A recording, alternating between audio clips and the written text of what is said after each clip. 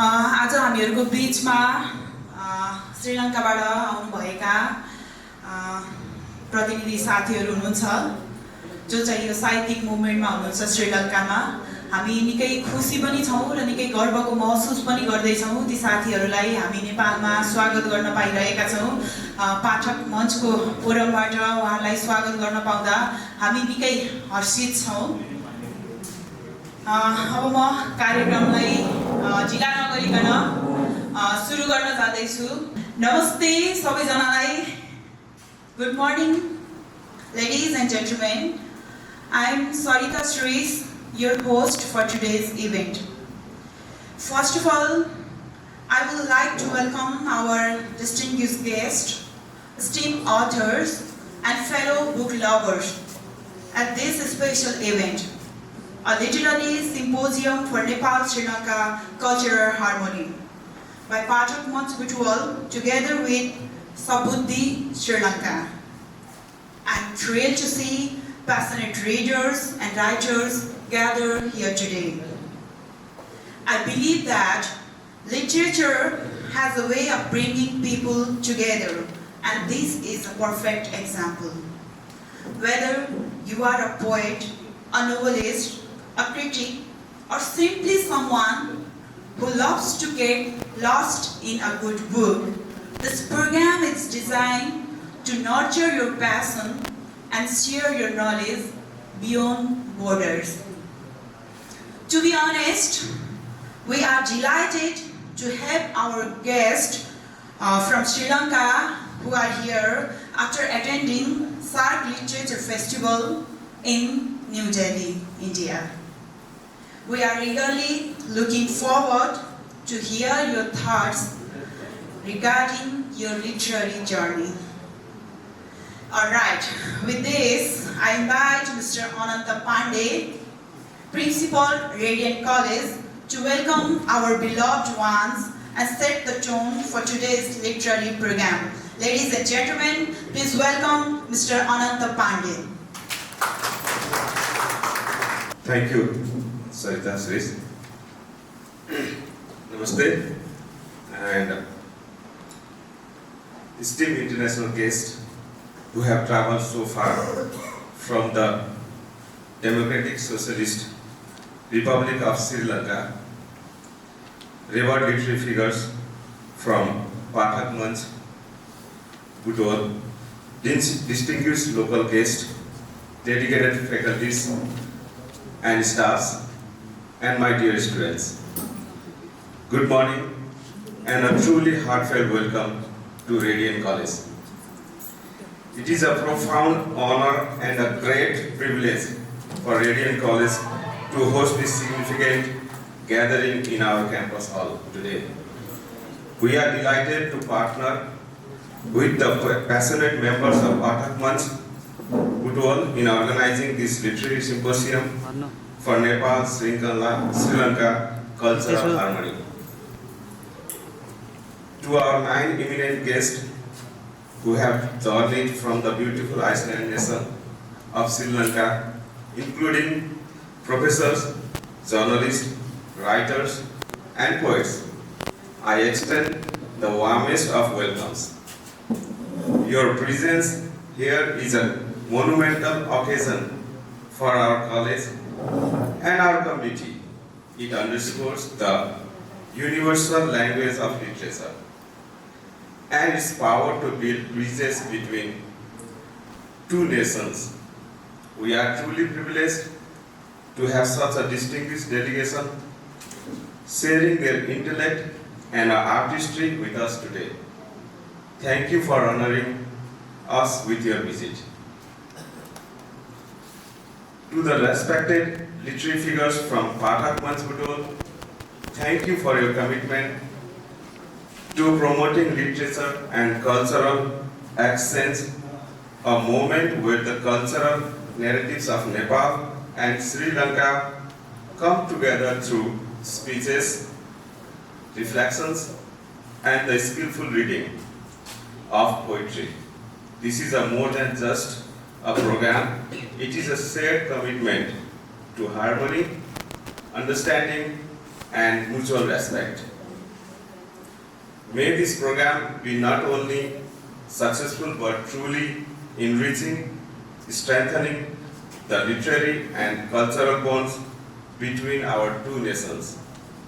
Once again, on behalf of everyone at Radiant College, welcome. Please enjoy the symposium and your stay in Nepal. Thank you, everyone. Now, I invite Dr. Pathak Manch, Chairman of Sabuddhi, Sri Lanka, and the Sri Lanka Coordinator for the Foundation of Stark Writers and Literature, to introduce Sabuddhi and our guest from Sri Lanka. Dr. Pathak Manch is a distinguished journalist and literary scholar. He completed his PhD in Business and Management from Management and Science University in Malaysia in 2025. I would like to welcome Mr. Pathak Manch here on the stage. First of all, we are very sorry. We 30 minutes late. We are very sorry. So, I will introduce Sabuddhi organization and our delegation.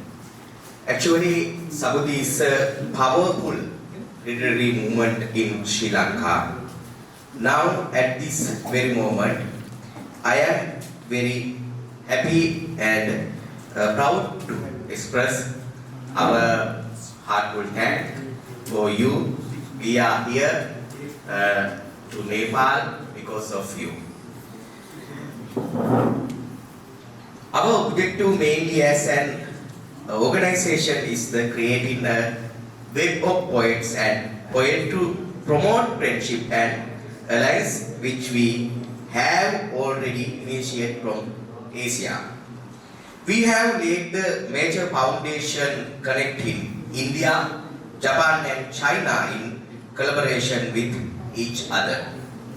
This day is a very important and decisive collaboration and historical moment. Today we commence the Sri Lanka-Nepal poetic chain, which we have named as the Nepal-Srilanka Kavya Nath. Nepal-Srilanka Kavya Nath. The driving force of this Kavya Nath program at first was Mr. Chandra. Actually, my personal friend was made more meaningful by the commencement of this movement. Here we can never forget the support and strength given to us by my valued friends Madhav Gautam. Stuti sir. We were greatly impressed as you came to welcome all of us upon our arrival in Nepal. Today on this occasion, we are honored and privileged to be here to witness this event as member of Sabuddhi organization of Sri Lanka with many senior poets, laureates and literary figures of Sri Lanka. Now I will introduce my delegation. First of all, our Siri Dr. Siri please stand up. He is a very senior person in Sri Lanka, scholar. He attached Eastern University in Batikolom. Other my senior, Mr. Anura, actually he has our father and literature father. He won the national, international and state award. Last time in India, he won the Sark Literature Award. Thank you, sir. So, Mr. Malik Tusida, he is a very famous nowadays in Sri Lanka. Also, he won the Literature Award, National Literature Award. So, Dr. Siri actually, he is a medical doctor, but he always focused to literature. especially poems. And Priyantha Bandar, my good friend, our Sabudi Sri Lanka head of Sabudi Sri Lanka. He is also lecturer, Pulasti Education Institute in Anura in Sri Lanka. Tushan Visansana, we call Tuni, is my good friend, and we were started this organization 2014. So Tushan always with me, and our Tilak Kapuge is a member of Sabudi organization, and Chula Kumuduni, our madam, actually she always helps us to and guidance, blessing for this journey. So finally I thank you all of you. The main guiding mentor of our organization in the Indians Padma Shri Award winner, Madam Aditko, and Indian Government Secretary Dr. D.M. Mule. So finally I shall wind up my speech with the verbs consisting of Madam Aditko philosophy. This is the one. Do not touch PT worship, you touch our heart. Do not touch PT worship, you touch our heart. Thank you, my Nepal friends. We now good friends. We can build up the new relationship between Sri Lanka and Nepal. Thank you very much. I would like to welcome here on the stage Mr. Sankar Bhandari to introduce our member from Pathak Manch, Butwal. Thank you. I am honored to stand over here. May I introduce some of our literary figures present over here. I will request each of you please stand on your own positions so that our distinguished guests would understand and know us, who we are and why we are gathered over here. For the foremost, I will request to stand. I am very honored to pronounce his name. He is in his 89, still he is writing and participating in our programs and encouraging the young minds, one and only Mr. Dil Sah. I am very pleased to see you on this program. Similarly, we have our guide and very senior personality, senior advocate and Marxist analyst, one and only Mr. Dil Sah sir. May I request to stand over there. You may see us, we are, most of us, the young minds over here, we are being sharpened and we are being regularly guided by our very senior, ever respected personality we do have. I feel proud to pronounce his name, Dr. Murari Brazili. Please stand and introduce yourself. He is a literary critic and poet. He has done doctorate on Muktak, it is a shortest form of poetry, and he is frequently critiquing Nepali literature. Similarly, we do have our guardians, I would like to say guardians to every young mind, Mr. Banmali Nirakar. He is a very senior story writer. Basically, he writes satirical story. Similarly, we do have our very respected personality over here, Mr. Rudra Gewali. May I request to stand. He is a poet and critic as well. And I would like to honor to pronounce the name Dr. Baburam Gewali. He is economics. Mostly he is writing and contributing to enhance Eastern economic philosophies. Similarly, we have a poet, Deepak Vishwakarma. I would like to request him to stand over here. We do have a senior journalist and a very active and very dignitary personality. We do have Indira Aryal ma'am. I would like to request her to stand over there. And similarly, we do have a poet, and you may know the very term, the sire, because you have come through via India. So we have a sire, Ramesh Samarthan. I will request him to stand. Similarly, we do have a poet, Yanu Keshi ma'am with us. I will request her to stand. And also we do have few of the names I would like to pronounce. This program has been collaboratively organized by Pathak Manch Butwal. I will request to pronounce the name of the Pathak Munch, Madhav Gautam sir. He is in Nepali attire. He looks like a dulha. Dulha means bridegroom. And we do have a young analyst, Ramchandra Shrestha, with us. Similarly, we do have a journalist, Ramesh Pandey, with us.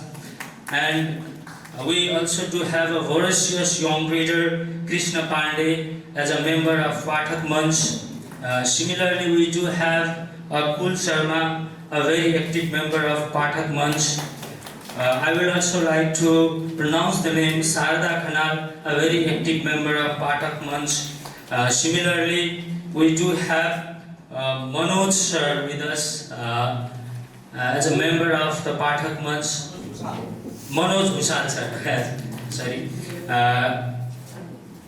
I also have the very proud name with us, Ekraj Guragai. I will request him to be introduced. Thank you everyone, and thank you Saritaji for providing this golden opportunity. Thank you everyone. Have a great day ahead. Thank you. Moving towards next, we have a poem today, which will be recited by Dil Sah sir. I would like to invite Dil Sah sir, a Marxist analyst, a senior lawyer, a renowned literary figure, and retired professor from Tribhuvan University, to recite his own poem. Ladies and gentlemen, get ready for some powerful words by Dil Sah sir. Sri Lanka and we Nepalese have one word, Siri. When we have to write a letter, we begin with Siri. Without Siri, our letter is not written. So the Siri is very important for us. When we, as I say, when we write letter, we write first of all Sri on the top, then letter begins. And you are from Sri Lanka. So, quite matching. Of course, I am asked here to read some poems. Years ago, in 2009, some of the journalists came from America, and they witnessed one culture program, and I had to play the role of interpretation for them. And at that time, I gave them one poetry silent echo to them, out of which one poem called Comrade was published by them in Winters Has Its End. That was a journal.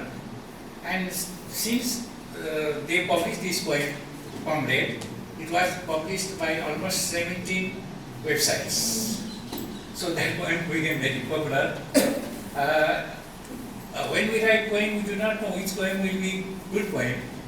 Accidentally, some poem happens to be good poem. You see, what I feel is this. So today, I will read one poem to my departed friend, to my departed friend. This poem was written in Nepali, but later on I translated it into English, so I will read that poem. In the journey of life, while passing through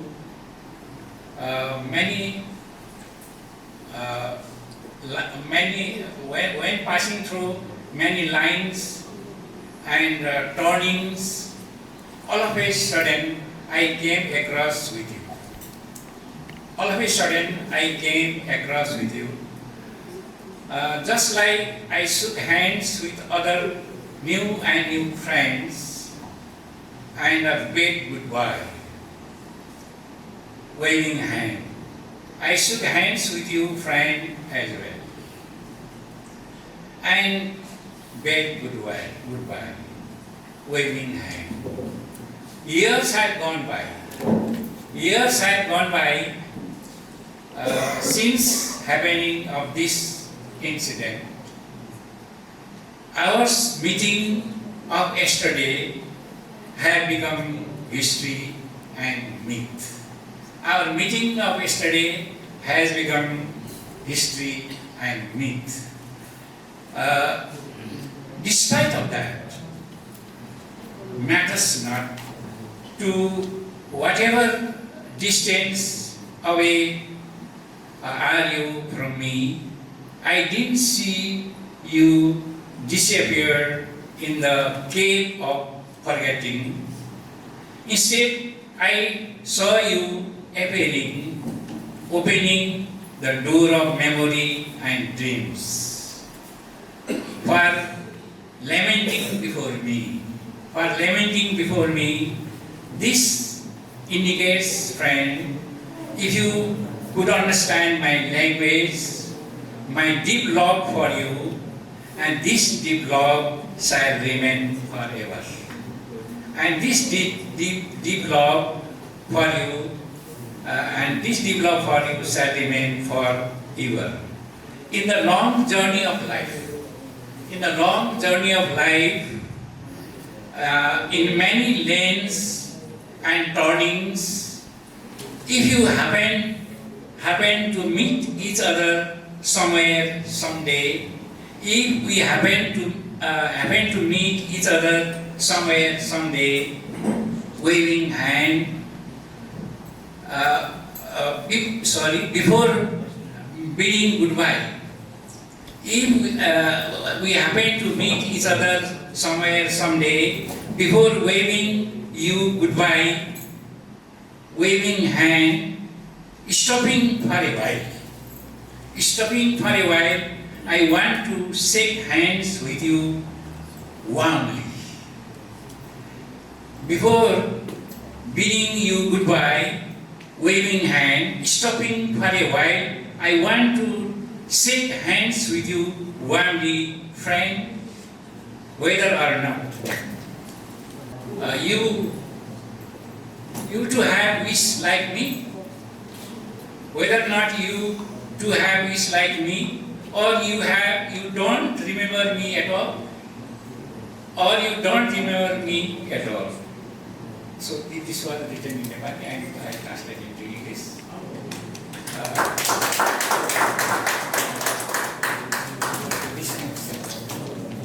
Now I would like to welcome on the stage our Sri Lankan delegate, Anura, Siri, to share a poem with us today.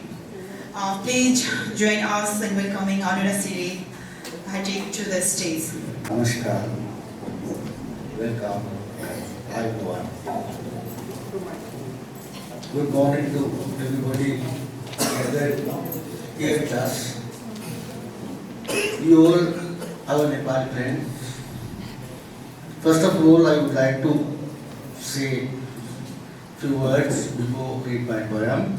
This is a historical day of my life because the Nepali soul binded with eternal heart, my heart. Since my childhood, I learned about Lumbini in school as well as at home. The proud of Nepal where the great Siddhartha was born. I had a dream for a long years to come Nepal, and yesterday I succeeded it and my everlasting dream. I would like to thank Mr. Prakash Tamshar, the President of Sahitya Kala Sanghi, Pakistan of Iran, and Mr. Madhav Gautam and team for invitation to be here and attend this well-organized poetical forum, you name it, literary symposium for Nepal-Srilanka cultural harmony. I pay my humble gratitude all of you who are giving us well-treated friendship and share with us beauty of mankindness. I do not know a lot about Nepalese literature, but I have heard your nice folk songs and I have seen Nepali film cinemas too. In that occasion, my heart binds with your traditional costumes and costumes which are very colorful and wearing tools like bangles, garlands, etc. Actually, Nepal is a colorful country crowned by the beautiful Himalayan mountain peak of Everest. Then I believe you are, Nepali art, also color like your traditional art and music. I told you before that I have no much experience with your modern literature, but I read one of Nepalian famous writer Bhishma Uprit. Yatrak Kehi Tungal Pool Paila. It was translated to single language by famous singer translation figure named Mrs. Vasanta Vidguru Surya. It book called in single Yatra Hari. That book is a travel book. It comprises traveling experiences in Nepali rural area and fisherman's life and etc. More rural experience. When I was reading Yatra Hari, I felt much love about rural Nepalians, charming and simple life. In addition to that book, Mr. Chudananda Savarnaka, well-known Sri Lankan translator, who translated Bhishma's selected poems under the name of single language, Khandu Atara Deer, Spines of the Mountain. I know you all, the Nepalians, much love peak of Everest, and I know you call it Sagar Mata. Am I right? Sagar Mata. Mr. Bhishma's poem gives us Nepalians feel about your country rituals and proud tradition heritage. I believe in future the two friendly countries, Nepal and Sri Lanka, will close much more with literature and art, and I wish it would near future the forum like this, literary symposium like this. My friend Mr. Tamira Manju asked me to not speak or not read poem more than 5 minutes. I think I am disobey your opinion. Then I like to read my poem. 1 minute. I have 2 books read in my single language and translated into English. I like to present these 2 books to all Mr. Madhav Gautam. I want to present these 2 books I read in single and translated into English.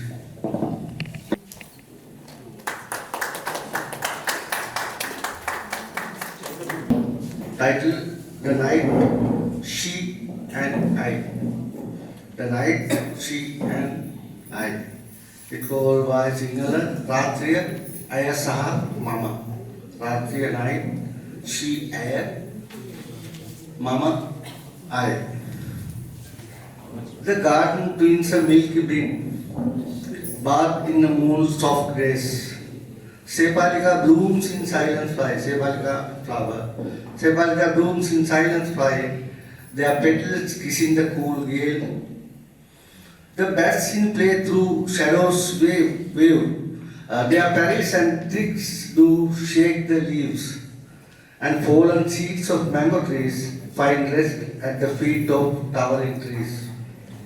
A sleepless search in rhyme of confine drifts through the silhouette. The hummingbird's dark house lies still, yet gleeful peace is hidden there. The river sky walks slow and high through clouds of tender light, while blasting moon hides behind her wheel, letting the yard sketch through the night. A sword flower breaks the scent air, its breathe the darkness fills. The laughing stars in clusters bloom upon the path of hills.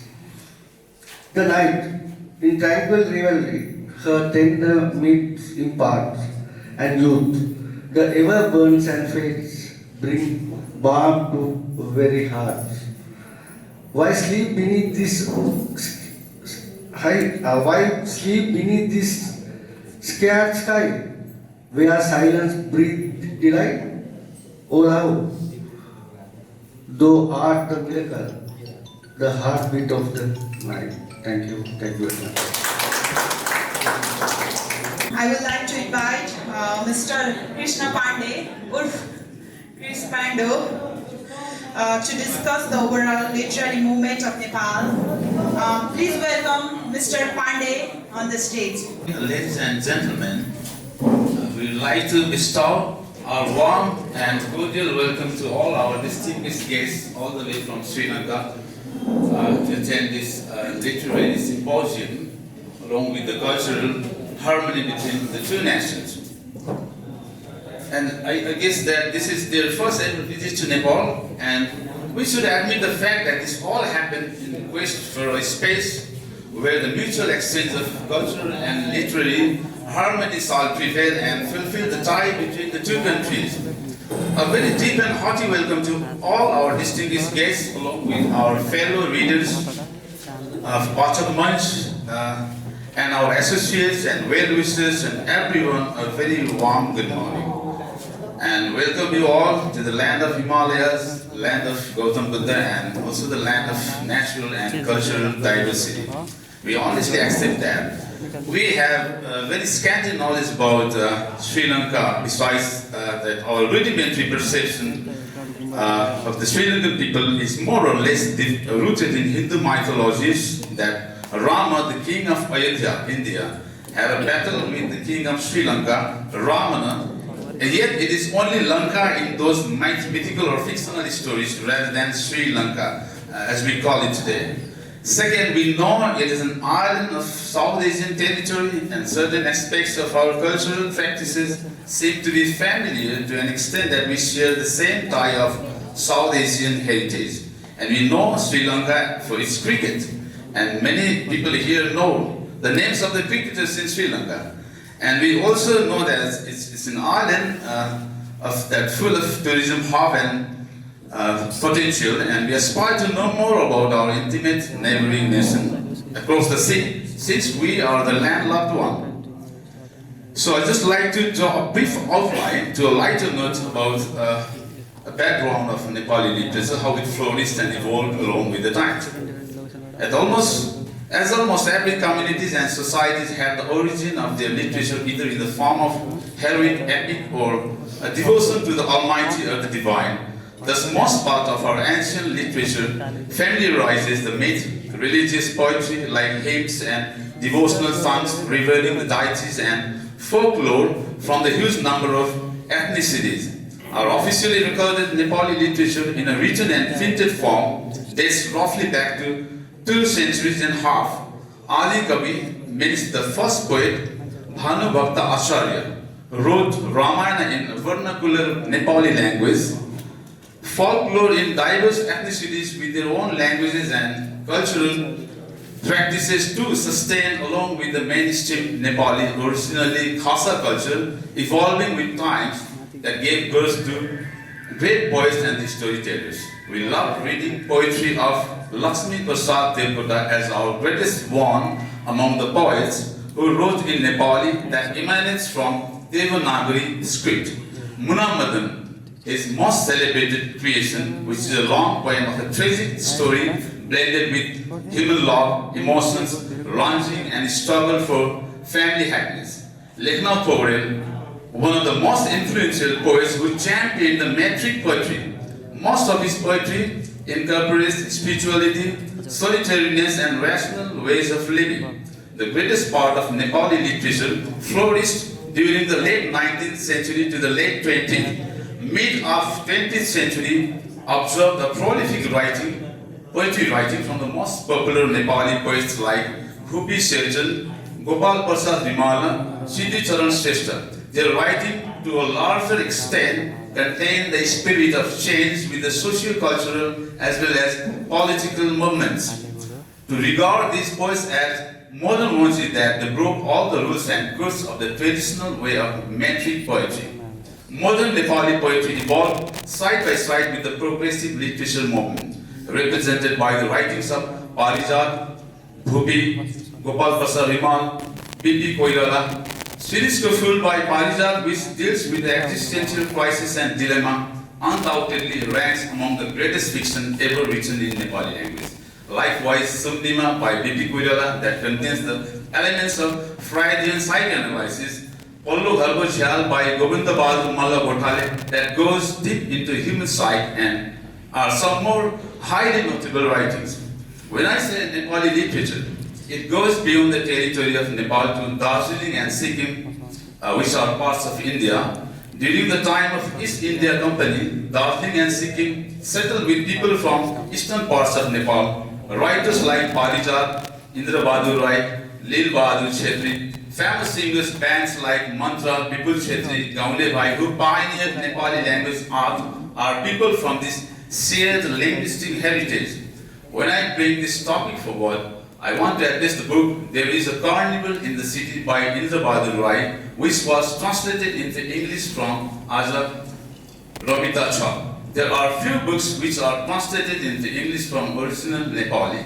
In recent times, Buddhist Sagar's famous Karnali Blues has recently been translated into English and published by Penguin India, bringing up the possibility of exposure of Nepali literature into the global world. Translation can bridge the gap of language barriers in the global context, which is similar for both Sri Lankan and Nepali art and literature. In recent times, Nepali literature has mainly concentrated on non-fictional, socio-political and cultural topics.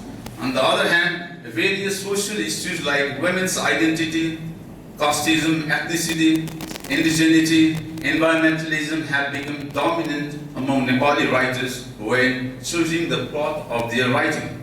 This can be traced back to few recent decades of presence of non-governmental agencies and globalization. This has been both good and bad to Nepali literature. In the happiness of consciousness built around popular social issues, the blooming fragrance of literary writing seems to have experienced a halt. Nonetheless, the literature and book market in Nepal has been running efficiently, showing us the possibility of bright horizon in upcoming days. Thank you, everyone. It is our great pleasure to have you all here for making this event grateful. I would like to welcome Mr. Premanaike from Sri Lanka to share his thought, to share his insight with us today. I believe that he will bring international perspectives to this wonderful gathering. Dear great poets in Nepal,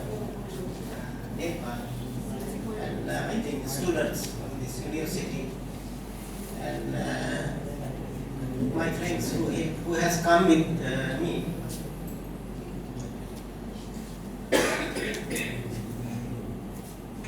As a medical person, I have seen thousands of childbirths. I think you may have not seen, only maybe few of you. It is really a painful event. Usually, mother comes into pain. These days, from try show or something with husband, and going to the labor room.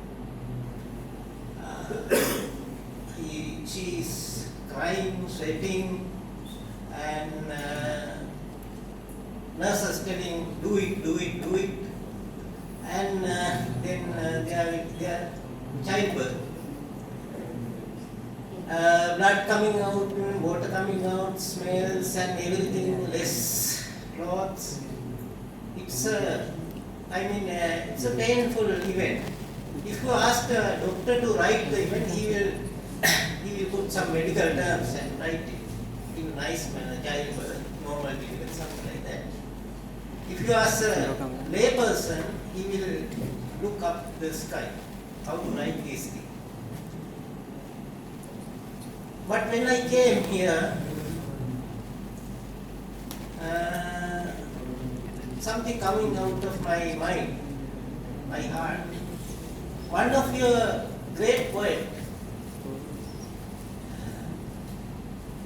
has written a long time ago a poem regarding childbirth.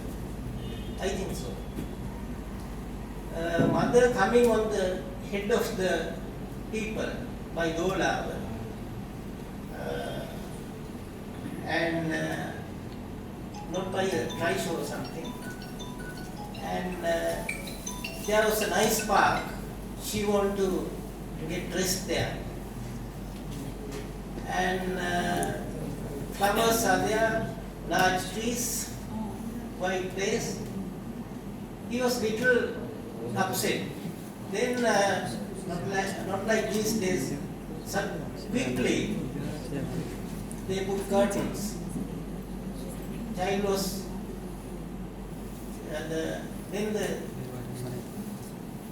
child came out, not with pain.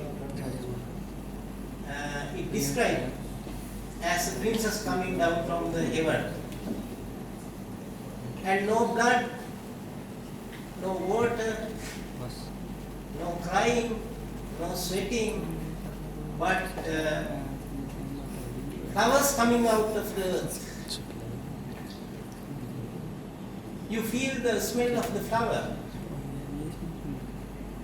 Then there was cleaning of the baby, cutting of the cord, those things happen. You stand up and walk on the flowers and started to tell the poem. Agohamasmi lokasmi. I will be the greatest to the world. So I think, I feel as a poet.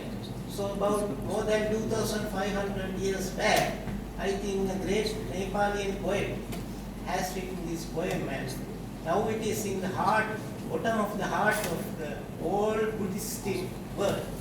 So you have to be proud about that. You have to be proud about that. You have to think about that. We know Mahamahinda, Arhat Mahinda came to Sri Lanka with the team, and he told the king of Sri Lanka this to rewrite the history. It happened. So after a long time back, we have as an innocent poet from Sri Lanka has come to Nepal and asking you and inviting you to rewrite the history of poet. We will join together and rewrite. We will keep the first step today. We will keep the first step today and rewrite the history We can do it. We can change the world with history. We can break boundaries. We can break boundaries and we can go into our hearts and rewrite the Sri Lankan, Nepal history of poetry. So, I don't want to talk too much. But as a poet, it is not better to go without citing a poem, I think.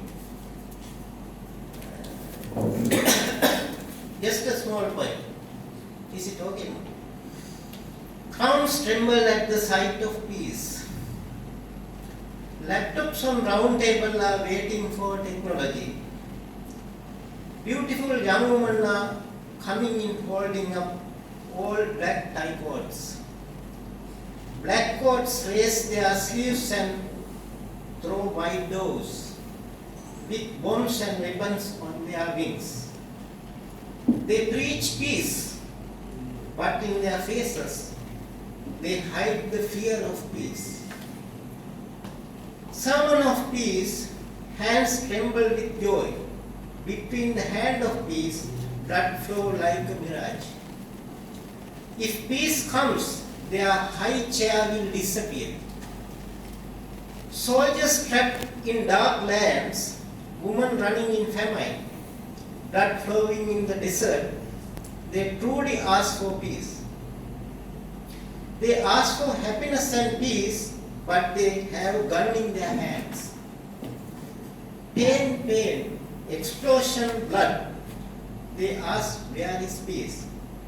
Those faces are bathed in blood. They cry tears of happiness and peace. Thank you very much. Thank you. So now we are having MOU ceremony.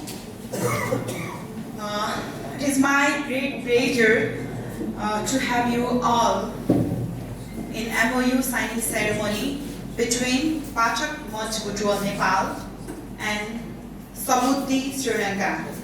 Today marks a significant milestone in our collaborative journey, and we are thrilled to have you here to witness this momentous occasion. This MOU represents a commitment to mutual cooperation and progress. We are excited to embark on this new chapter, leveraging our combined strength to drive positive impact. I would like to extend my gratitude to both organizations for their tireless efforts in making this partnership a reality.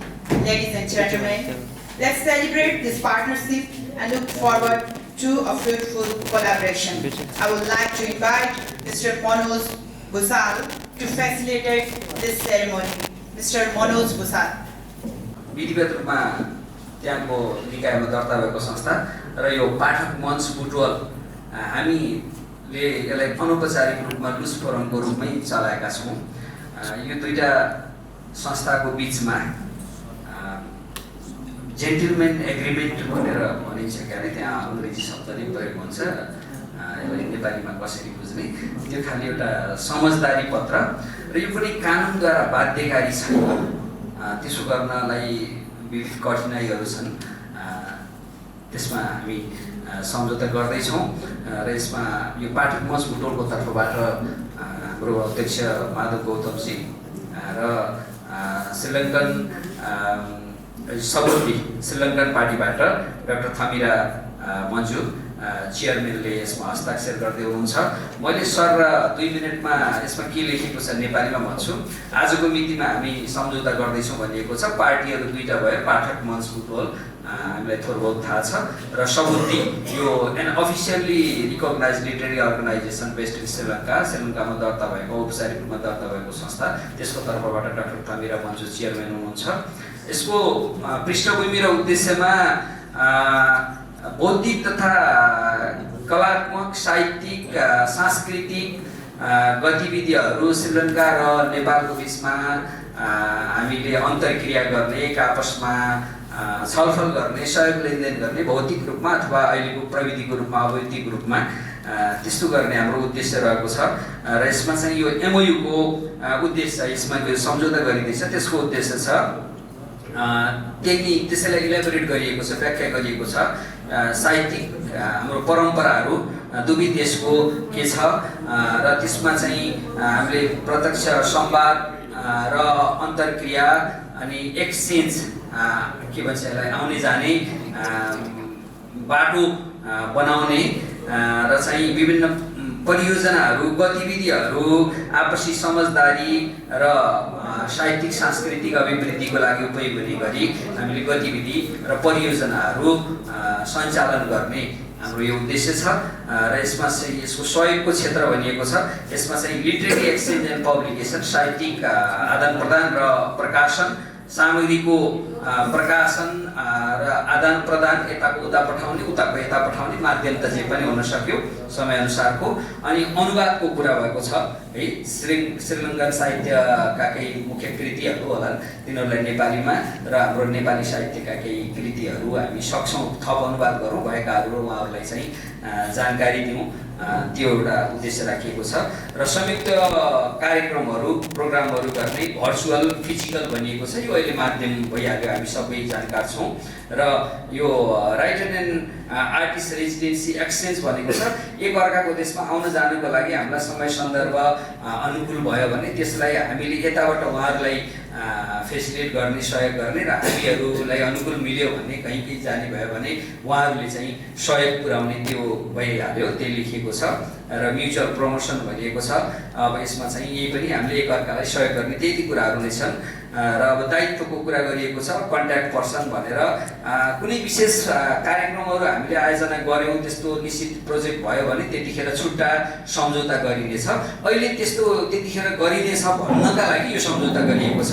यही सम्झौताले कुनै हामीलाई विशेष कुनै दायित्व थोपर्दैन र लास्टमा गएर हामीले financial obligation भनेका छौँ। अब आर्थिक व्यवस्थापन कसरी गर्ने यो सवालमा पनि स्पष्ट लेखिएको छ। अहिले कसैको दायित्व छैन है, कुनै पार्टीले यसलाई चाहिँ यसको आर्थिक व्यवस्थापनको जिम्मा लिन्छ भनेर यहाँ हामीले भन्न सकेका छैनौँ। त्यो परिस्थिति अनुसार निर्भर गर्छ। कुनै प्रोजेक्ट सञ्चालन गर्दाखेरि त्यतिखेर जे परिस्थिति आउला त्यही गर्छौँ र यो टर्म रिभ्यू एन्ड टर्मिनेसन सम्झौताहरू हरेक सम्झौताहरूको चाहिँ अन्त्यको पनि कल्पना गरिएको हुन्छ। यस्तो अवस्थामा हामीले एक आपसमा सरसल्लाह गरेर सामान्यतया एक पक्षले अर्को पक्षलाई केही निश्चित पूर्व दिनको सूचना दिएर हामीले 60 दिन लेखेका छौँ। 60 दिनको पूर्व सूचना दिएर अहिलेलाई यो सम्झौता हामीले तत्कालका लागि स्थगन गऱ्यौँ भनेर भनियो भने यो स्थगन हुन्छ भनिएको छ र यसमा जनरल प्रोभिजन्स लास्टमा नन बाइन्डिङ स्ट्याटस फेरि पनि लेखिएको छ। यो एकदम धेरै हामीलाई कुनै कानुनले बाध्य बनाएको छैन। यो सम्झौतामा हामी कोही बाँधिएका छैनौँ। यसमा सुधार चाहिँ एमेन्डमेन्ट संशोधन हाम्रो आपसी छलफल सहमतिमा हुन्छ। अनि बौद्धिक सम्पत्तिको कुरा छ इन्टेलेक्चुअल प्रपर्टी यसबाट चाहिँ करेस्पोन्डिङ स्पेसिफिक प्रोजेक्ट एग्रिमेन्ट त्यो त्यतिखेर कुनै हामीले विशेष परियोजना सञ्चालन गर्दाखेरि त्यहाँ हुने बौद्धिक क्रियाकलापहरूको बौद्धिक सम्पत्तिको स्वामित्व त अब जो सर्जक हो त्यसमा भइहाल्छ र यसमा यही सम्झौतामा चाहिँ माधव गौतम र डाक्टर थमिरा मन्चुको तर्फबाट सम्झौता भएको छ। Okay, now I'm passing to our special delegates from Sri Lanka. This is MOU. I think all of you have been aware of this because one each copy have been presented to you. This is a gentleman agreement between Pathak Manch and Sabudi. Background and purpose. Is there anything that I should elaborate? Yeah? No. The primary purpose of MOU is to, there are point-wise ABC. Number 3, areas of cooperation, literary exchange and publications, exchange of materials, translation, and 3.2, joint events and programs, virtual physical events, writer and artist residency exchange, mutual promotion, implementation and responsibilities, financial obligations, terms, review and terminations, general provisions, and last one is a signature between two representatives. Okay, now I would like to call representatives on behalf of Sabudi and Patak Munch, two chairpersons, Mr. Madhav Gautam and Dr. Thamira Manju on the stage. Please give them a big hands, and they are going to become their signature in this settlement agreement, and thereafter our formal journey collaboration starts between Sabudi and Patak Munch.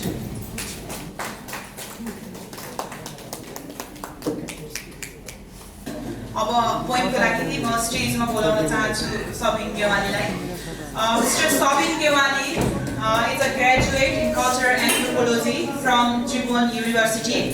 His research arena lies within water, irrigation and food. He also has been writing poems for last 6 to 7 years on major themes like realization, land and belonging, food and water. We already have on stage Mr. Gewali.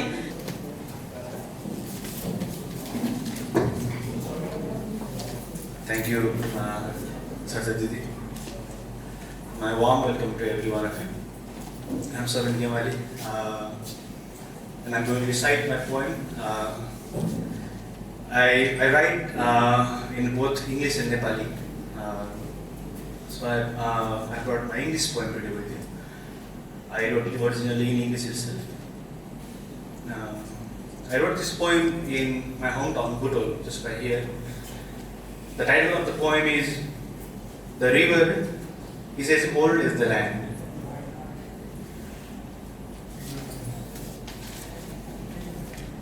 Come, sit on the shore of the river in your hometown and watch another side of your city. With no friends, the wind and smoke shall be your company. Wait without knowing the value of waiting, and the miracle on the other side will show you a momentary glory of living, a fleeting meaning. Remember, you had once walked beneath the river and discovered your interest in looking into the cracks of land which soaked enough rain, but did not evolve into a source. You yourself can no longer traverse through that path now, which your friend said you navigated with a very complicated language. But you have to remember the ease with which you manifested it. You have started going north every day below the hills and enjoy the wind of the gorge. But the joy turns melancholic once you find the place has become your friend. Yet, there is no other way than coming to this place again and looking into your own eyes and sensing the haze is lifting from the place. There is a feeling of eternity in the existence of this land. Once you love it, you become solitary, like the land itself, and yet crave for the people, like the place of it. Thank you. Now, moving forward, I would like to invite Mr. Malik Tusitha to share his poem. Malik Tusitha. I'll tell you the poem first. And this is the story of that poem. Then you can easily understand the poem and the poet's ambition and intention. This poem awakens the poet's nostalgic memories. His high school love was intertwined with his daily bus rides. The same bus driven by Wilman. Wilman means bus driver's name. Sadly, the driver recently passed away.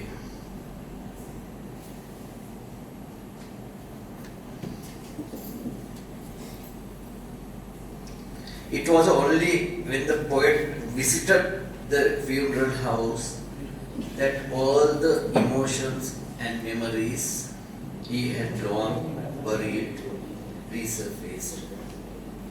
He recalled going to the old bus depot, now overgrown with the plants sprouting through the soil. There alongside Wilman, the bus driver from those days he seems to be searching someone. He is searching someone. What is this? He's searching. Poem's name is The Bus. Long ago, the bus was well painted and decorated, carefully maintained, without even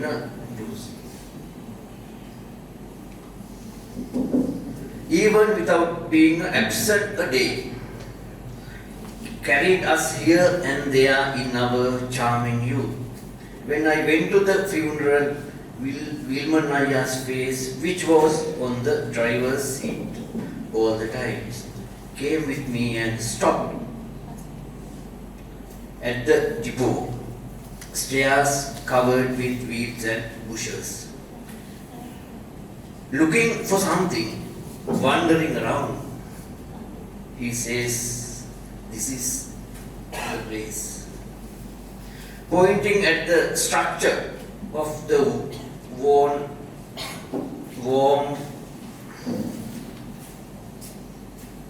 out double seat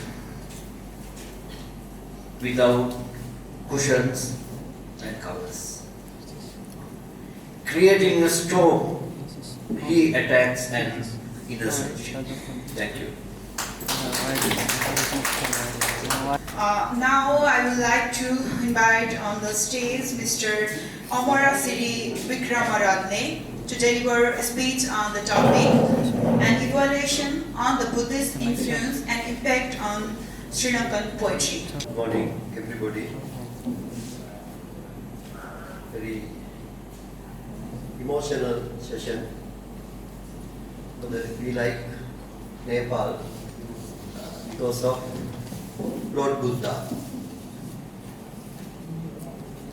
I like the two parts of Lord Buddha's life. The first part, Siddhartha.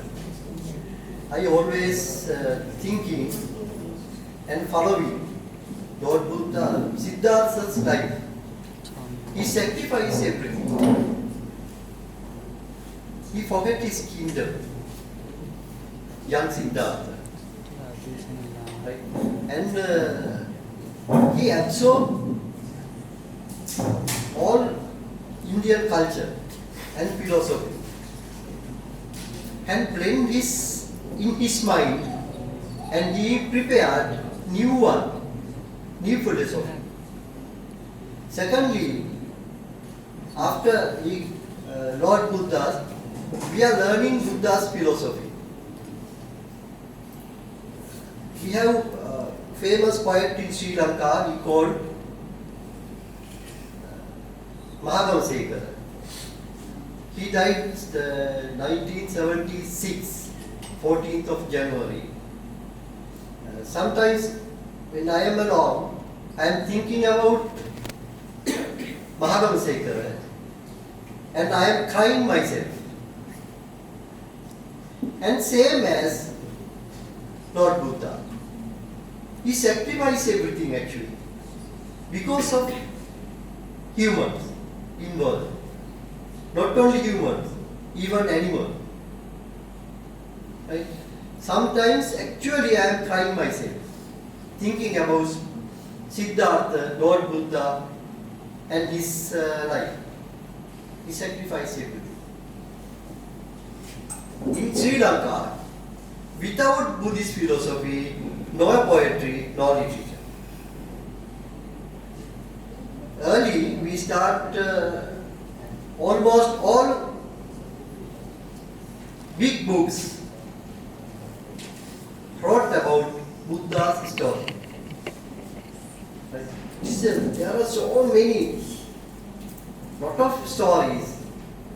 Right? Each and every story, we can get more experience to our lives. Right? Then actually, I must especially thank our team leader, Sabudi, Chairman, Pathak Manch.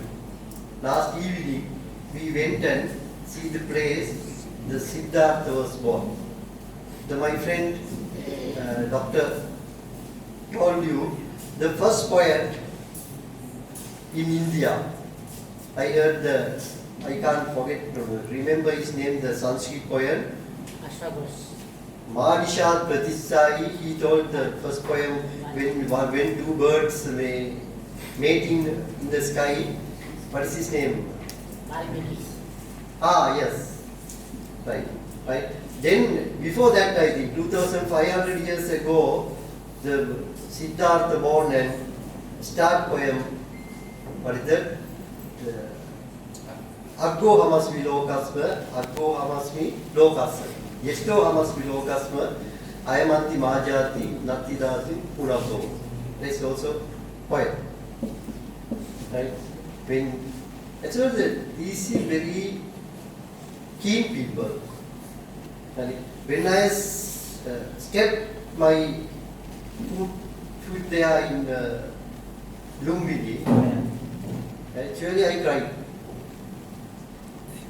Again, I thanks to my friend. It's in Sri Lanka, please come. 5 people, if it is 5 people, right? Just visit to Sri Lanka. I myself and our team can organize everything. I am working as a lecturer in the Southeastern University of Sri Lanka. I am head of the Department of Languages. I can 2 or 3 days I can accommodate you and I can provide food and everything.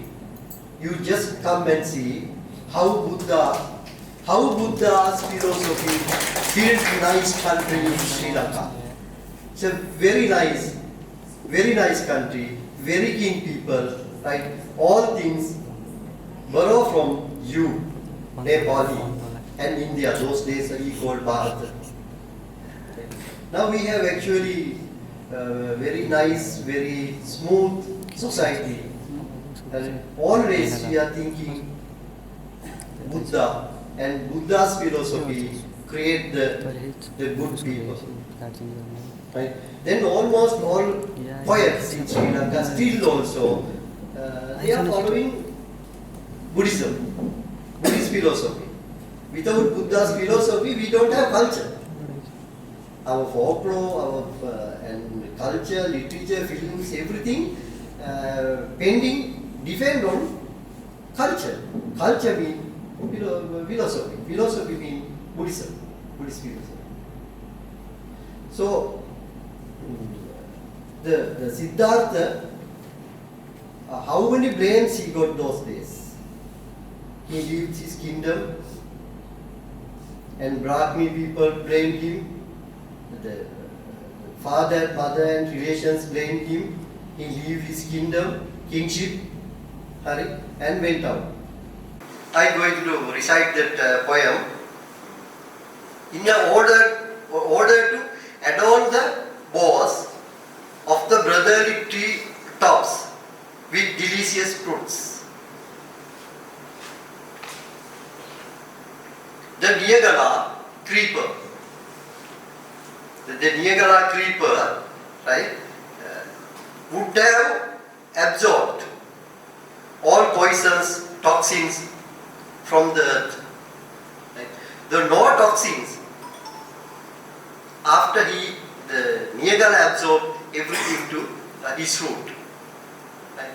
That is actually it's also I compare with Siddhartha. Then finally I will going to recite my poem first in Sinhala and then I translate into Tamil. This is also relate with Buddhism, Buddhist philosophy.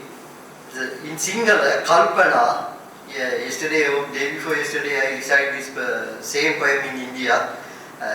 Angillak illu angulmal ඇත්තටම නුඹ බෝසත් අප සොයා ආවාහු දෙතිස් අවයවම ඉල්ලුව කෑල්ලෙන් කෑල්ල පෙත්තෙන් පෙත්ත පන පිටින් කපා නිදන්ගත සත්‍ය සෙවුමුත් ගත නොහැකි වූ කල්ලි කළු ටයරේ කළු කළහ වනයෙන් වනයට ගයින් ගාට මුවා වෙවි යන වග එකා දෙන්නා ඇද වැටින දැන් ශේෂමම සිටිමි මා දිනුවේද අබෝ නැත ජීවිතයේ පමණක් ශේෂය වෙනත් කිසිවක් නැත හිස් කය පමණක් උණුසුම් කරමි මා මලේ නැත ඒ ගින්නෙන් සීතල උපන්නේ නැත සියලු දේ ගිනිගෙන දැවුනි. You know that. Have you heard about Angulimala? Yes, of course. His teacher asked him to prepare the garland with fingers. Right? One finger for one person, not 10. Right? He is killing people and collecting fingers. Then finally he came across Lord Buddha. Am I correct? Right? Then Lord Buddha, his teaching, he changed his Angulimala's mind. The Angulimala actually misguided by his teacher. Right? We have to. I am asking one finger. Angulimala has one finger. In Sri Lanka, you also face the riots, so many riots. Recently, you changed your politics situation. We are the people fight with government. Once 89, right? Those days, the ruling party create the gun team, paramilitary group, and kill people. Right? They gave not shot down. Cut hand, cut finger, cut head, separate head and body. That's why. I am not dead, but not cold was born of the fire. Of the fire, all cold things burn by fire. All cold burn by fire. Cold not burn from fire. The Buddha told that if something go to the fire, definitely it will burn. They all are human. Then finally I want to tell you that we are all human. No difference between us. The Buddha told Yamuna, Achiravati, Ganga, right? All trees went to sea. Right? Then we are calling sea water, not Yamuna water, not Ganga water. Right? So all finally we have to go to sea. Then we are sea water. Likewise, we are all human. Right? Nothing Nepali, nothing Sinhala. Different is you are speaking some different language. We are speaking some different language, but you are hungry. Your pain and everything almost all same. Thank you very much. अब चाहिँ हामी नेपालीमा कविता सुन्नेछौँ नेपाली भाषामा। प्रोग्रामको त यो पहिलो नेपाली भाषाको कविता भयो, हामीले सुन्दै आइरहेका थियौँ। तर हाम्रो अतिथिलाई चाहिँ हामी यहाँनिर एउटा नेपाली कविता सुनाउन गइरहेका छौँ। मुरारी सरलाई म नेपाली कविताको लागि आफ्नो कविताको लागि स्टेजमा आइदिनु हुन अनुरोध गर्न चाहन्छु। I would like to invite Dr. Murari Parajuri for his poem, which is actually written in Nepali language. First of all, I would like to warm welcome and say namaskar. Mainly in this poem, I am trying to depict falling of a leader's character. यसको शीर्षक छ comrade Vishwamitra र marks. Vishwamitra समाजवादको सपना बोकेर घोर तपश्चर्यामा एकाग्र भयो। विश्वामित्र समाजवादको सपना बोकेर घोर तपश्चर्यामा एकाग्र भयो। निजी रागहरूको बलिदान दिँदै उसले सम्पूर्ण भोक र प्यासमाथि विजय पाउँदै गयो। उसका हात र गोडाहरू सुक्दै गए, शरीर एक तमासले अस्थि बन्जरमा परिणत भयो। ज्यानभरि धमिराले गुण लगाउन थाले, तर कमरेड विश्वामित्रले सारा प्रलोभन र सांसारिक मोहको परित्याग गरे। जनताको मुक्ति र समृद्धिका लागि कष्टमाथि निश्चेष्ट भयो, भयमाथि अभय प्राप्त गर्यो। तर जब जब विश्वामित्रको तपश्चर्याले डगमगाउन थाल्यो, प्रतिक्रियावादी इन्द्रासन। तर जब जब विश्वामित्रको तपश्चर्याले डगमगाउन थाल्यो, प्रतिक्रियावादी इन्द्रासन, क्रमशः झर्न थाले स्वर्गबाट युरोपियन युनियनका मेनकाहरू, बहुराष्ट्रिय कम्पनीका उर्वशीहरू, एमसीसीका रम्भाहरू। खुले आम उनीहरू बालुवाटारभित्र पस्न थाले, दिन दहाडै शीतल निवासमा घुस्न थाले। बिस्तारै कमरेड विश्वामित्रका धमिराले सुकेका हातहरूमा इम्पोर्टेड रोलेक्स घडी राम्रो देखिन थाल्यो।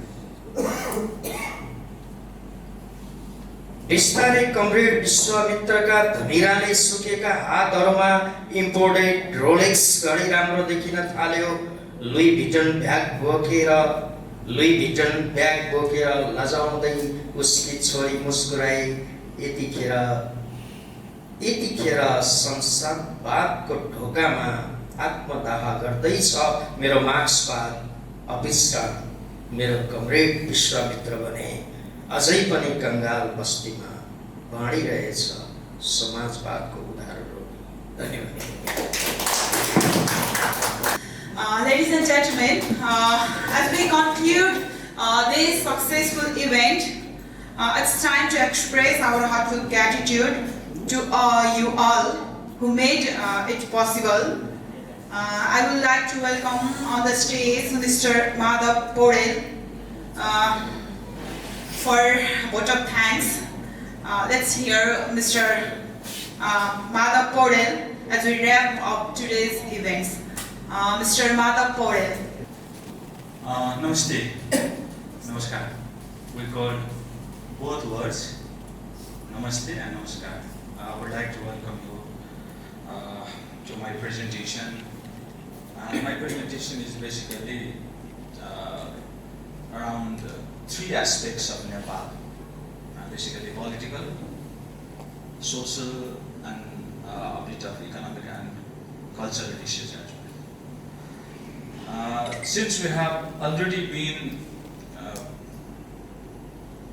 late, our scheduled program was started a bit later, so we have a pressure of time. So I would like to, without any further delay, go for the presentation.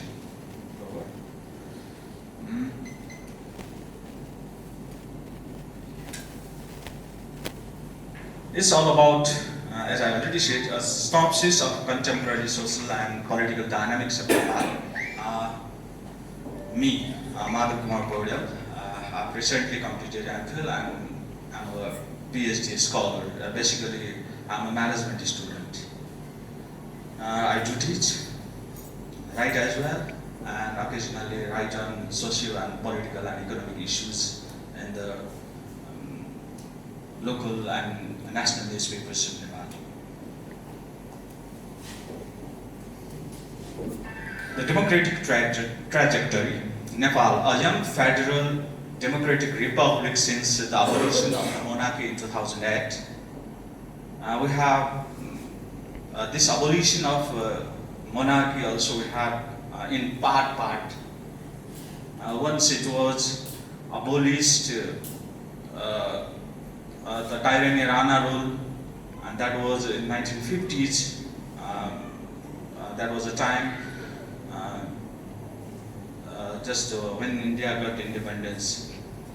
Likewise, in between, we have in Nepal, the monarchs occasionally taken power, confiscated power, and this was in late 2008.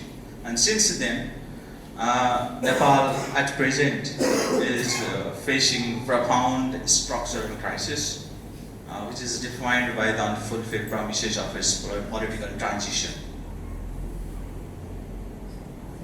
Our political history is still in transition since we have had the democracy in late 2050.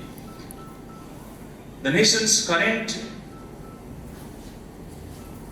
scenario is characterized by relentless political instability, deep-seated corruption, and governance structure plagued by elite capture, mirroring systemic challenges common across transitional democracies in South Asia.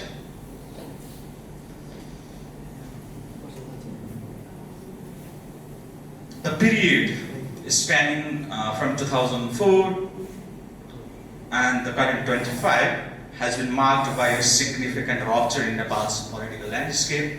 As an international observer, you might have heard the news and gone through the latest development in Nepal.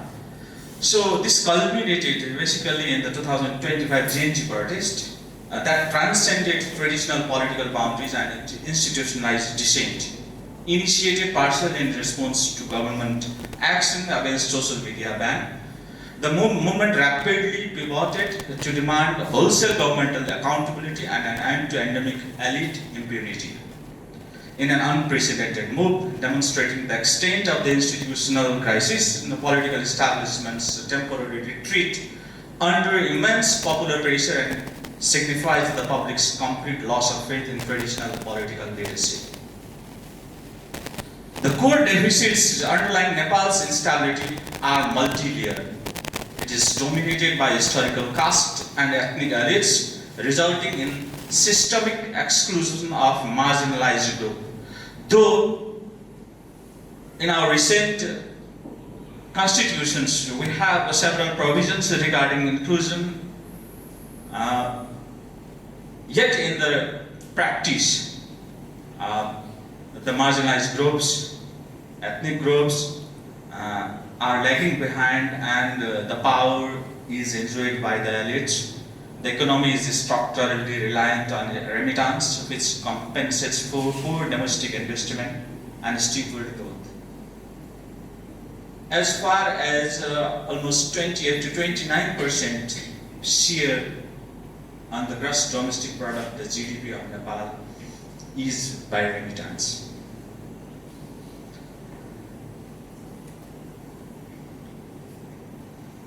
The architecture of crisis and the democratic renewal. Crisis and renewal. Nepal's transition from monarchy in 2008 has led to unfulfilled democratic promises characterized by political instability and corruption. And this led to GNG protest, as I already explained. And this is the major issue at hand, which is also prevalent in Nepal, that is institutional crisis.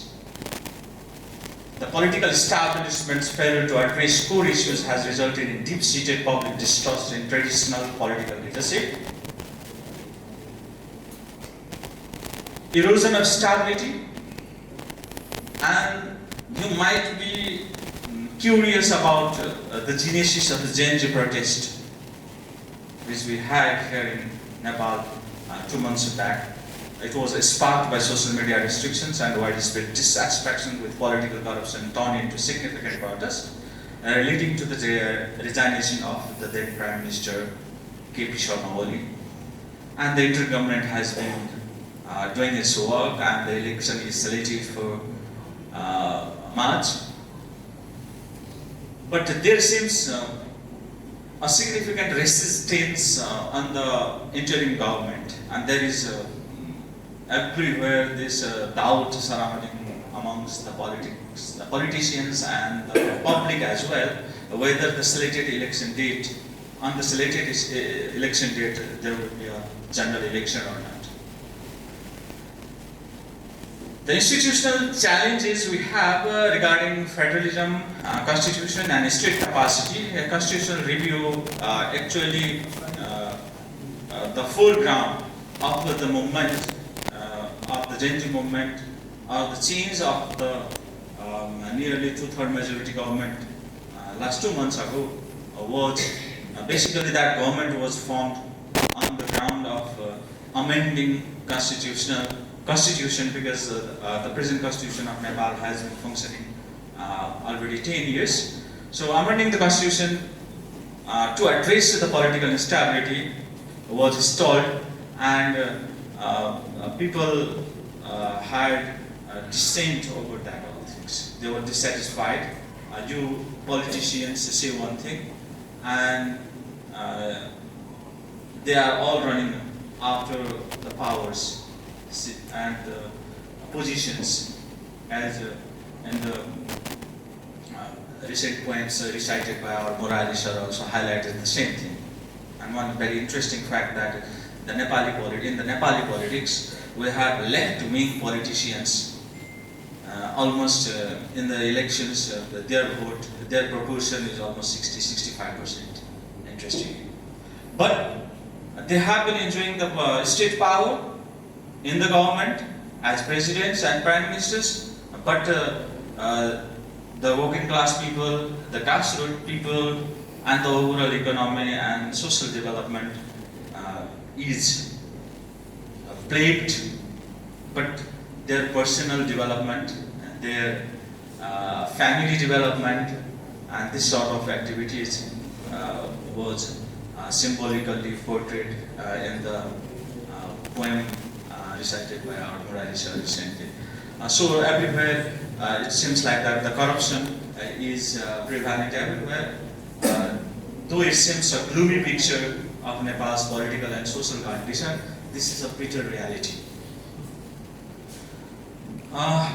Regarding socio-economic structure, we have remittance economy, we have declining foreign direct investment because of the cause of the political instability in Nepal. However, we have sectoral opportunities like tourism, hydropower.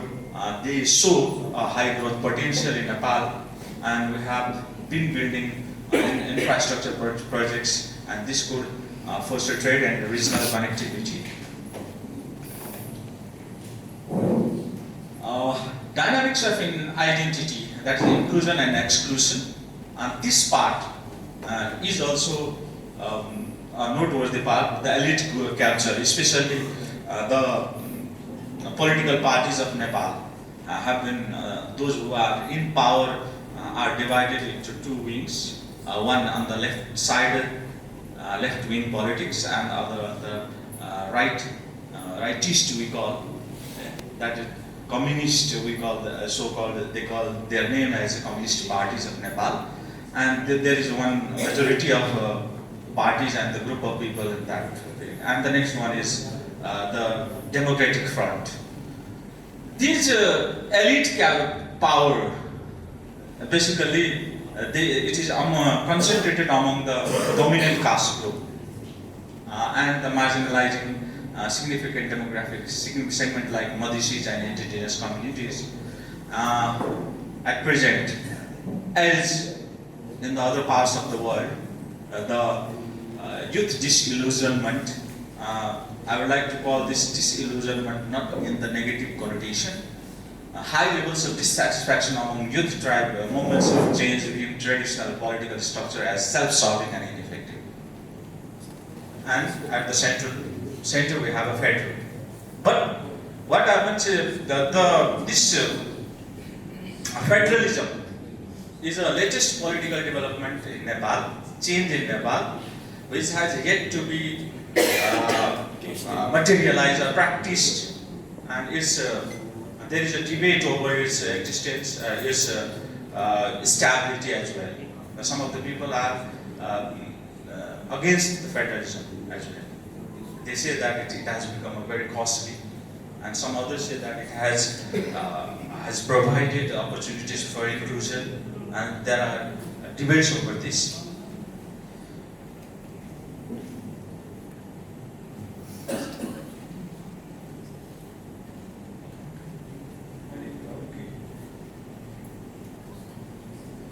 Now, the recent political change in Nepal, some people credited it to the geopolitical moment, geopolitical pressure. And some people believe that it is the foreground is the Nepal itself. What people did, what our leaders did, what our parties promised during the election, and when they had opportunities to run government and how they acted. Because of this, there are divided opinions regarding the recent change political this development in Nepal. However, it is obvious that the political tensions complicate Nepal's foreign policy and internal stability. This has affected the infrastructure development and the national strategy. Balancing India and China, two giant nations, and the economic power as well, and Nepal has been in between them. So it's next difficult task for the Nepali politicians to balance this. And most importantly, as Sri Lanka is also the member, and we are also the member of SAARC, but this regional organization has not that been able to run its carry out its activities of regional cooperation. So it has just not been able to gain bilateral progress and bilateral these associations and support. This I already told, and one thing to be noted here is that what happened just before the then KP government, the elected government, before this interim government was formed, the ground, the then Prime Minister was in visit to China, and he had several agreements there, and he promised to carry out BRI, Belt and Road Initiative, those projects here in Nepal. And on the other hand, we have Millennium Challenge Corporation and MCCB. So in between these tensions, and at the same time, the India, as you are already known about this fact, that has a close tie. They call it a roti-beti relationship. So open border we have, and they have micromanagement and direct political influence. So our politicians so far have been not able to balance this foreign policy. Though we abide by the Panchashil in our words, yeah, but we have not been able, our leaders, let's say, have not been able to make this balance. Cultural and intellectual reflection. The government has repeatedly attempted to impose legislative control. And most interestingly, this interim government's ministers as well are nowadays saying the same thing. Those efforts include the government's attempt to ban TikTok in late 2023. Legislative actions were directed at state media, and the passage of the Public Service Broadcasting Act, that was people and the journalists opposed to it. They said that it limits the freedom of speech and freedom of press, which is mentioned in the Constitution. So the response to these attempted governmental control refers to robust civil society.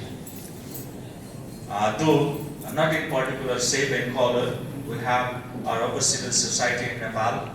which substantially keeps watching as a watchdog, and they keep on speaking in the public regarding the government's activities. The issue of press freedom as well. This has been, but we have been enjoying it. It is in the provisions of the constitution, but sometimes whosoever is in the power and in the government, they try to delimit its scope. Contemporary literature as a mirror of the social condition. That was exactly the true picture, mirror, as our moral researchers recently recited the poem in Nepali. It was truly the reflection of the social condition and the political conditions of Nepal. So-called communist leaders, so-called socialist leaders who had 10 years that tiresome civil war in Nepal, and they came to power, became prime minister, and wearing those Rolex watches. They turned into elite groups. This was in a satirical way explaining that poem, and that is the bitter reality of ours. And this has been in the literary forums and in writings, broadcastings, regularly poets and literatures. They consistently write on these issues, and they satire in some sort of satirical way and in some sort of a warning way.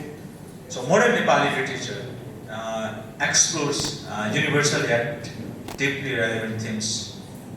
It is love, tyranny, patriotism, and poverty. Similarly, the focus on poverty mirrors the economic vulnerability caused by the suppressed foreign direct investment, structural reliance on remittance, the current political rupture, the generational revolt against a failed democracy, provides the fertile ground for contemporary writers seeking to explore themes of civic duty, accountability, and the struggle for democratic renewal. And now finally to the concluding assessment and the outlook. Nepal is currently navigating a pivotal juncture, defined by a profound democratic paradox. The constitutional framework, which provides federalism, inclusion, and a republican structure, stands in direct contradiction to a political culture dominated by elite capture, corruption, and systemic instability. The 2025 GNG movement was not merely a protest against a specific policy, but a crystallization of public demand for genuine systemic reform and accountability. This movement forced the political establishment into an unprecedented action. What has happened, and we are all aware about that, so I would like to recall it all. The long-term stability requires addressing to these issues. However, we have this democratic paradox, and at this juncture of time we have the change movements, and this is their demands, their needs, their voices are to be heard, and we need to have a structural reform soon, and that we are hopeful seeing silver lines in the dark clouds.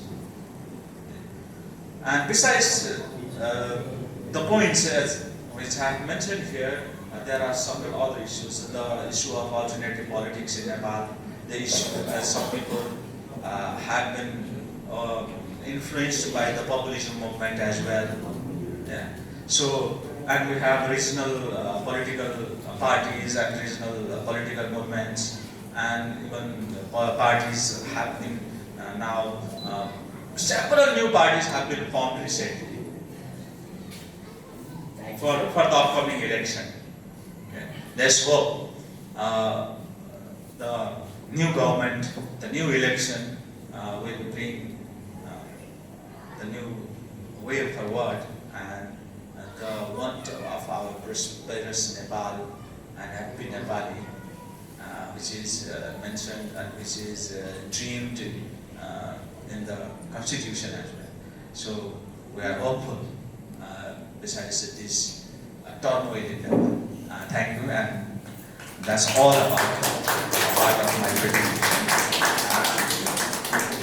Now, so we have bit of appreciation to all the delegates from Sri Lanka. So I would like to request Gyanvesh ma'am to provide this certificate of appreciations to our Sri Lankan delegates. And I would like to call you individually here, and you will take your letter. Siri, Vikramala.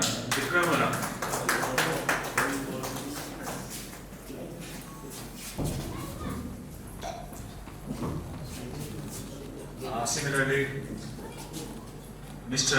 Thirak Kapuji.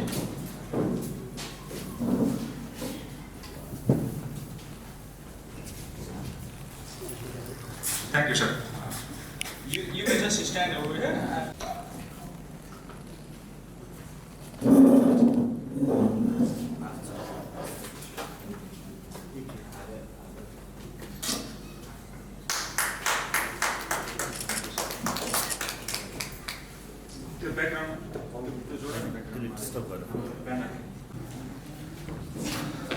Now I would like to request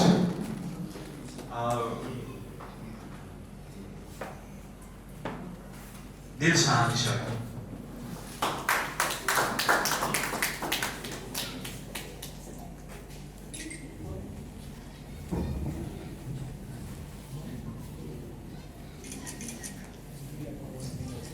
Mr. Priyanka Banda.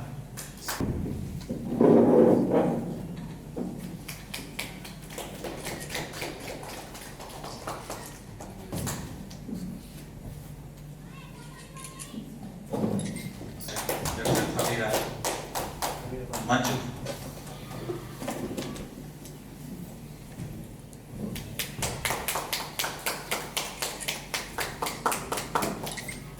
Likewise, Mr. Thusan Nisansal.